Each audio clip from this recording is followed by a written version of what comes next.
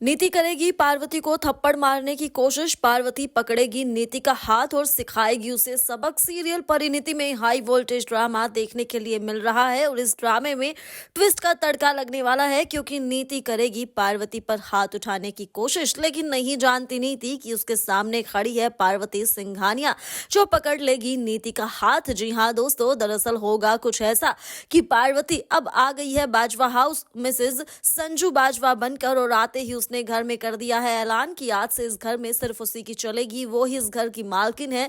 इस घर में अब वही होगा जो वो चाहती है। ये सब सुनकर नीति के पैरों तले जमीन खिसक चुकी है। एक बार फिर से नीति करेगी पार्वती पर शक और कहेगी कि मैं तुम्हारे इरादों को कभी समझ ही नहीं पाई, मुझे कभी पता ही नहीं चल पाया कि तुम्हें तो यही सब चाहिए था, लेकिन मेरे रहते ये सब नहीं होगा। और ऐसे में नीति उठाएगी पार्वती पर हाथ, लेकिन पार्वती उसका हाथ पकड़ लेगी और कहेगी कि हिम्मत भी मत करना मुझ पर हाथ उठाने की।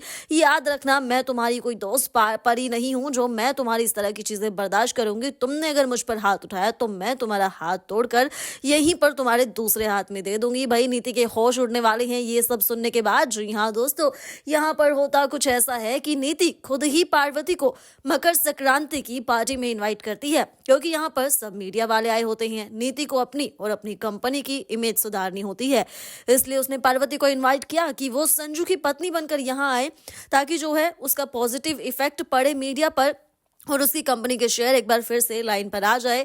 वही पार्वती तो इसी इंतजार में थी। पार्वती ने तो आते ही धमाका कर दिया।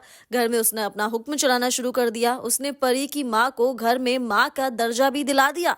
यही सब देखने के बाद नीति इतनी भड़क जाती है कि वो उस पर हाथ उठाने की कोशिश करती है, लेकिन भाई यहाँ पर तो अब पार्वती ने उसे सिखा दिया है सबक।